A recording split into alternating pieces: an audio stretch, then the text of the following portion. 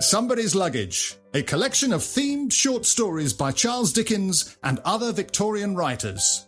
Eminent London head waiter Mr. Christopher has discovered and purchased a mysterious set of luggage that had been abandoned by its owner in the private hotel and dining establishment where he works. In specific items of the luggage, there is a set of handwritten papers, each containing a story written by the luggage's owner, who is known only to Mr. Christopher as somebody. Episode 4. Discovered in the Brown Paper Parcel. The Story of a Fine Artist by Charles Dickens.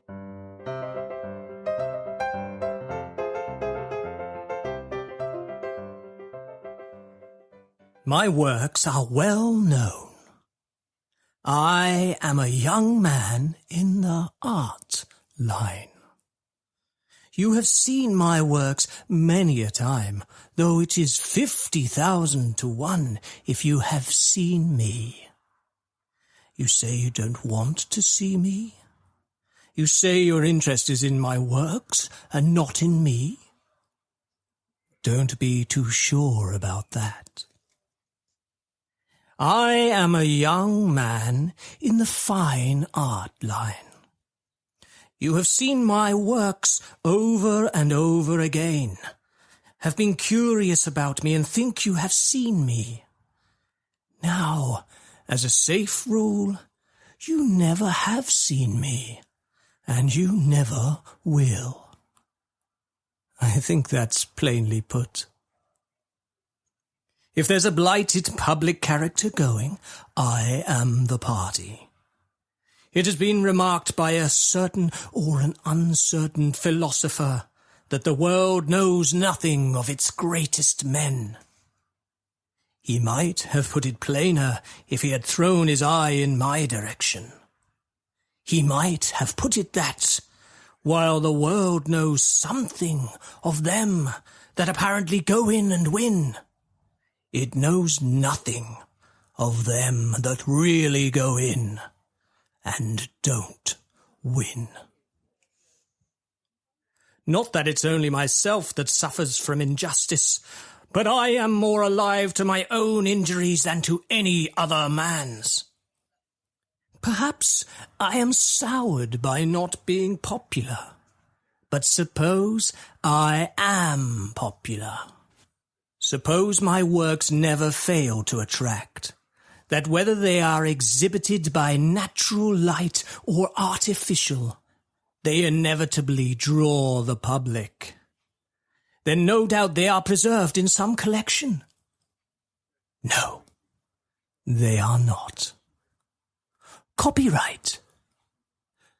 No copyright. Anyhow, they must be somewhere. Wrong again, for often they are nowhere. Those that are acquainted with London are aware of a place on the Surrey side of the River Thames called the Obelisk, or more generally, the Obstacle. My lodging is not far from that locality. I am a young man of that easy disposition that I lie abed till it is absolutely necessary to get up and earn something. And then I lie abed again until I have spent it.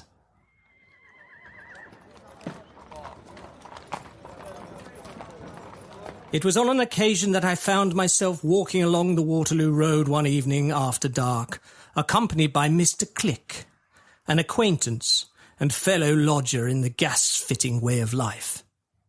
He is very good company. Tom, what a mystery hangs over you. Yes, Mr. Click, a mystery does hang over me. Makes you low, you see, don't it? Why, yes, Mr. Click. There are circumstances connected with it that have a lowering effect. Gives you the touch of the misanthrope too, don't it? Well, I'll tell you what. If I was you, I'd shake it off. If I was you, I would, Mr. Click. But if you was me, you wouldn't. Ah, there's something in that. You see, Tom, It seems to me you have a silent sorrow there. I have, Mr. Click. I hope, Tom, it is not counterfeiting anything, for instance? No, Mr. Click. I am lawfully in the art line. Fine art line. But I can say no more. Ah, you are under a kind of malignant spell, a sort of gloomy destiny, a canker pegging away at your vitals in secret as well as I can make it out. I told Mr. Click that was about it if we came to particulars. I thought he appeared rather proud of me. Our conversation had brought us to a crowd of people struggling to see something on the pavement. This proved to be various designs executed in coloured chalks on the stones, lit by 2 candles. The subjects included a fine fresh salmon's head and shoulders from the fishmongers, a moonlight night at sea, some dead game, the head of a hoary hermit engaged in devout contemplation, and a cherubim, his flesh creased as in infancy, on a horizontal errand against the wind. All these subjects appeared to me to be exquisitely done. On his knees, on one side of this gallery, a shabby person of modest appearance, who shivered dreadfully, though it wasn't at all cold, was engaged in blowing the chalk dust off the moon and fattening the downstroke of a letter or two in the writing. This writing formed a part of the composition. It also appeared to me to be exquisitely done. Having finished his touching up, and having spoiled those places, the artist took his seat on the pavement, with his knees crouched up to his chin. The coins began to rattle in. A pity to see a man of that talent brought so low, ain't it? What he might have done in coach painting or house decorating. Why, he writes alone, like the Lord Chancellor. No, better. I know his writing. He couldn't support his family this way. Oh, look at the natural fluffiness of the hermit's hair. And the gills of the salmon. You can almost see him gasp. At every fresh question or remark, the crowd leaned forward more eagerly and dropped their money more freely, and the modest man gathered the coins up more meekly. Thank you, sir. Thank you, madam. You're so very kind. Here is 6pence, and here is my card, sir.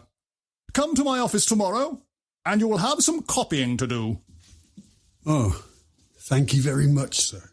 You got a chance in life now, ain't you? I'm thankful to hope so.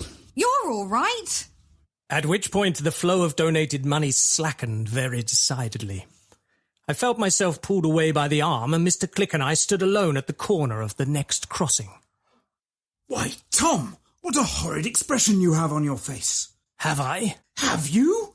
You looked as if you would have his blood. Whose blood? The artist's. The artists?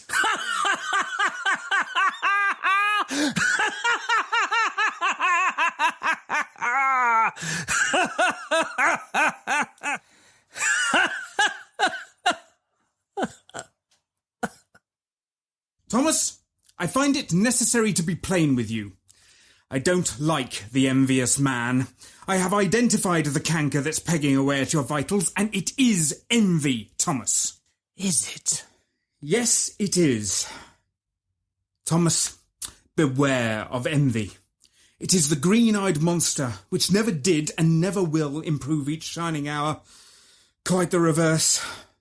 I dread the envious man, Thomas. I confess that I am afraid of him when he is as envious as you are.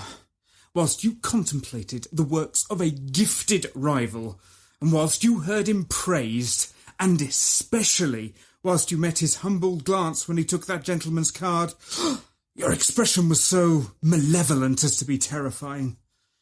Thomas, I have heard of the envy of them that follows the fine art line, but I never believed it could be what yours is. I wish you well, but I take my leave of you. With these words, Mr. Click parted from me, and we broke off our acquaintance. I became enamoured. Her name was Henrietta. Contending with my easy disposition, I frequently got up to go after her. She also dwelt in the neighbourhood of the obstacle, and I did fondly hope that no other man would interpose in the way of our union. To say that Henrietta was volatile is but to say she was a woman. She consented to walk with me upon trial. I'm not yet prepared to regard you, Thomas, in any other light than as a friend. But as a friend, I am willing to walk with you on the understanding that softer sentiments may flow. Under the influence of Henrietta's beguilement, I now got out of bed daily. I pursued my calling with an industry before unknown. One evening in October, I was walking with Henrietta, enjoying the cool breezes wafted over Vauxhall Bridge. After several slow turns, she gaped frequently. So inseparable from woman is the love of excitement. Oh, let's go home via Grosvenor Place, Piccadilly and Waterloo Bridge. No, not by Piccadilly, Henrietta. Why not Piccadilly, for goodness sake? I don't like Piccadilly, Henrietta. But I do. It's dark now, and the long rows of lamps after dark are beautiful. I will go. Of course we went. It was a pleasant night, and there were numbers of people in the streets.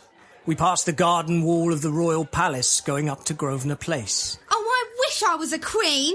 Why so, Henrietta? I would make you a... something. Thus, happily we passed on into the detested thoroughfare Piccadilly. Oh my, there's been an accident. Where, Henrietta? Not there, stupid. Over the park railings, where the crowd is. Oh no, it's not an accident, but it's something else to look at. What's them lights? 2 candles on the pavement. Oh, do come along. Oh, do let's look. Again, there were designs drawn upon the pavement. In the centre compartment, Mount Vesuvius erupting, supported by 4 oval-shaped compartments of a ship in heavy weather, a shoulder of mutton attended by 2 cucumbers, a golden harvest with a distant cottage, and a knife and fork. Above the centre, a bunch of grapes, and over the whole a rainbow, the whole, as it appeared to me, exquisitely done. The person in attendance on these works of art was in all respects, shabbiness excepted, unlike the last. His whole appearance and manner denoted briskness. Though threadbare, he expressed to the crowd that poverty had not subdued his spirit or tinged with any sense of shame this honest effort to turn his talents to some account. The writing formed part of his composition and was conceived in a similarly cheerful tone, which he read aloud to the crowd. The writer is poor, but not despondent. To a British public, he appeals. Honour to our brave army, and also to our gallant navy. Britons, strike! This writer, in common chalks, would be grateful for any suitable employment. Home! Hurrah! The whole writing, too, appeared to me exquisitely done. But in one respect, like the last, this man, though seemingly hard at it with a great show of brown paper and rubbers, was only really fattening the downstroke of a letter here and there, or blowing the loose chalk off the rainbow. Though he did this with great confidence, as it struck me, he did it in so ignorant a manner and so spoilt everything he touched, I could not stop myself. Let that alone, will you? Hello. Why didn't you send a telegram? If we had known you was coming, we'd have provided something better for you. You understand a man's work better than he does himself, do you? Have you made your will? You're too clever to live long. Don't be hard upon a gentleman, madam. He may chance to be an artist himself. If so, he will have a fellow feeling with me when I lighten the bloom of my grapes. Ha! Or shade the orange of my rainbow. Like so. He seemed to do this so neatly and was so nimble about it that the money came flying in. Thanks, my generous public, thanks. you will stimulate me to further exertions. My name will be found in the list of British painters yet. You can never do better than that bunch of grapes. Oh, Thomas, them grapes! Not better than that, lady. I hope for the time when I shall paint anything but your own bright eyes and lips, equal to life. Oh, Thomas, did you ever? But it must take you a long time, sir, to paint equal to that. I was prenticed to it, miss, in the caves of Spain and Portingale. Ever so long, and 2 year over. He's a smart chap too, ain't he? And what AI? Ah, he need have AI. He couldn't draw that here burning mountain without AI. Somehow, this man had got himself accepted as an authority, and everybody looked at his finger as he pointed out Vesuvius. To come to that effect in a general illumination would require AI. But to come to it with 2 dips, why, it's enough to blind him. Pretending not to have heard what was said, the personage in attendance on these artworks now winked to any extent with both eyes at once, as if the strain on his sight was too much, and threw back his long hair as if to cool his fevered brow. Oh, Thomas, how horrid you look. What do you mean by horrid? Oh, gracious. Why, you look as if you would have his blood. So I would for 2pence from his nose. I remained silent. We returned home in silence. Every step of the way, the softer sentiments that had flowed between us now ebbed 20 miles an hour. Adapting my conduct to the ebbing as I had done to the flowing, I let my arm drop limp, and wished her such a cold good night that I keep within the bounds of truth when I characterize it as a rasper. The next day I received the following document. Henrietta informs Thomas that my eyes are open to you. I must ever wish you well, but Walking and us is separated by an unfarmable abyss. One so malignant to superiority. Oh, that look at him. Can never conduct. Signed, Henrietta. P.S. Oh, I meant conduct to the altar. Yielding to the easiness of my disposition, I went to bed for a week. During the whole of such time, London was bereft of the fruits of my labour. When I resumed it, I found that Henrietta was married to the artist of Piccadilly. Did I say to the artist? What cruel words were those? What bitter mockery! I am the artist. I was the real artist of Piccadilly and the Waterloo Road. I am the only artist of all those pavement subjects which daily and nightly arouse your admiration. The man you see with the papers of chalks and rubbers, touching up the downstrokes of writing and shading off the salmon, the man you give the credit and money to, hires those works of art from me, and brings nothing to 'em but lighting. The one seen by Mr. Click in the Waterloo Road can only write a single word, and that I taught him. The one seen by Henrietta by the Green Park railings can just smear into existence the two ends of a rainbow, if very hard put upon to make a show. Such is genius in a commercial country. I am not up to the shivering, the liveliness or the wanting employment in an office. I am only up to originating and executing the work.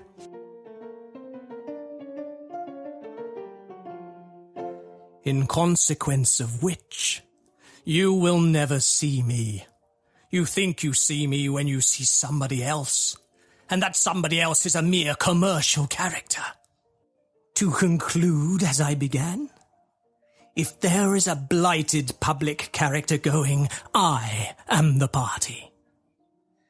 And often as you have seen, do see, and will see my works, it's 50,000 to 1 if you'll ever see me.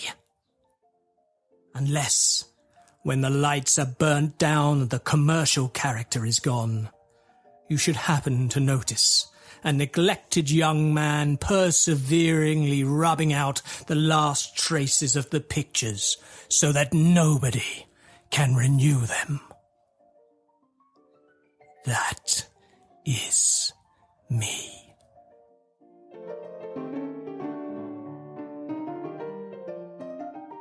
For our next story from Somebody's Luggage, we move to the world of Mr. Blorridge, a successful man who may just be too nice to be happy, until a supernatural intervention changes everything. In episode 4 of Somebody's Luggage, the story of a fine artist, Thomas the artist was played very eerily by Ed Clark. Mr. Click was Richard Vince. Hannah Newell gave us Henrietta, and the pavement artists were Mark Smith and Jim Newberry. It was the excellent Emma Willits and other cast members who populated the crowd.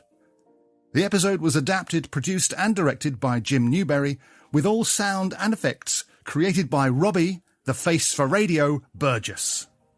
It is a joint venture between Revenge FM and Uptick Productions.